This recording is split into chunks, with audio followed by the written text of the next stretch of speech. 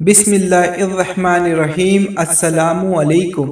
ابو موسیٰ رضی اللہ تعالی عنہ سے مروی ہے کہ رسول اللہ صلی اللہ علیہ وآلہ وسلم نے فرمایا، اللہ تعالی رات کے وقت اپنا ہاتھ کشادہ کرتا ہے تاکہ دن کا گناہ گار توبہ کر لے، اور دن کو اپنا ہاتھ کھولتا ہے تاکہ رات کا گناہ گار توبہ کر لے۔ یہ اس وقت تک ہوتا رہے گا جب تک سورج مغرب سے طلوع نہ ہو جائے۔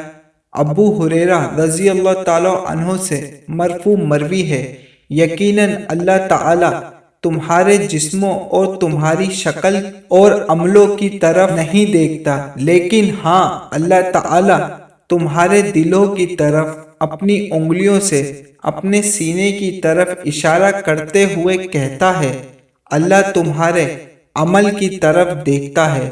جزاک اللہ۔